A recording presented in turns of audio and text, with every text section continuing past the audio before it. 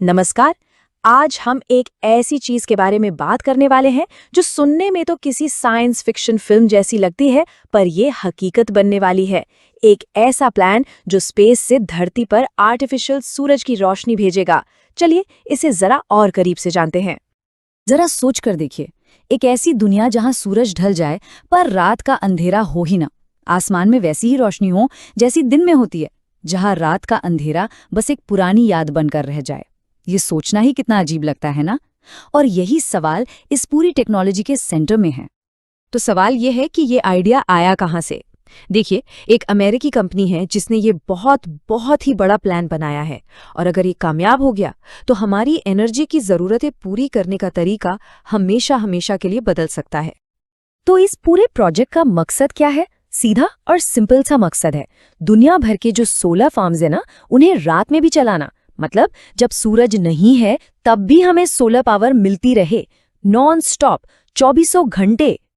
और ये टेक्नोलॉजी ना सीधे सीधे हमारे पुराने एनर्जी सोर्सेज को चैलेंज करती है। अभी हम क्या करते हैं?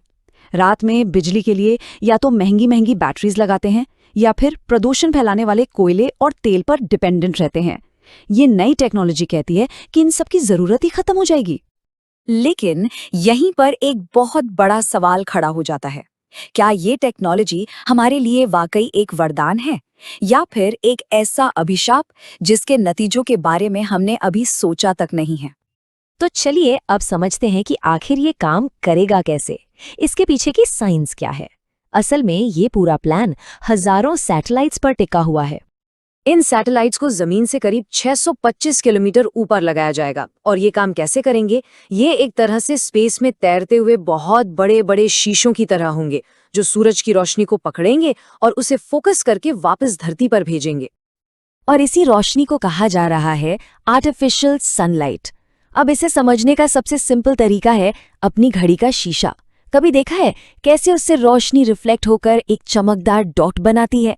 बस वैसे ही ये हजारों सैटेलाइट्स मिलकर एक बहुत बड़े हिस्से को रोशन कर देंगे। और ये कोई छोटी मोटी टॉर्च की रोशनी नहीं होगी। अंदाजा ये है कि ये एक बार में एक पूरे शहर जितने बड़े एरिया को रोशन कर सकती है। इन सैटेलाइट्स को एक साथ एक कॉन्स्टेलेशन की तरह काम करने के लिए डिजाइन किया गया है, ताकि धरती का कोई ना कोई हिस्सा हमेशा इस आर्टिफिशियल धूप के नीचे रहे। लेकिन कहते हैं ना, हर सिक्के के दो पहलू होते हैं। हर चमक के पीछे एक साया भी होता है। और साइंटिस्ट का एक बहुत बड़ा ग्रुप है जो इस टेक्नोलॉजी को लेकर बहुत सीरियस वार्निंग्स दे रहा है। देखिए, हमारी दुनिया के 60% से ज्यादा जीव जंतु रात में ही एक्टिव होते हैं। उन्हें नॉक्टर्नल कहते हैं। उनका पूरा जीवन, उनका खाना पीना, सब कुछ रात के अंधेरे पर ही तो डिपेंड करता है। और बस यही इस टेक्नोलॉजी की सबसे बड़ी चिंता की वजह है। चिंताएं मोटी मोटी दो हैं। पहली, इकोलॉजिकल डिस्टर्बेंस। ये आर्टिफिशियल रोशनी रात के पूरे इकोसिस्टम को तहस नहस कर सकती है। कीड़े मकोड़ों से लेकर पक्षियों तक सबकी जिंदगी खतरे में पड़ सकती है। और दूसरी चिंता है एस्ट्रोनॉमर्स की, मतलब खगोल शास्त्रियों की।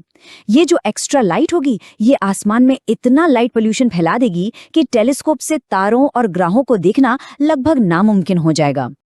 तो मतलब हम एक चौराहे पे आके खड़े हो गए हैं।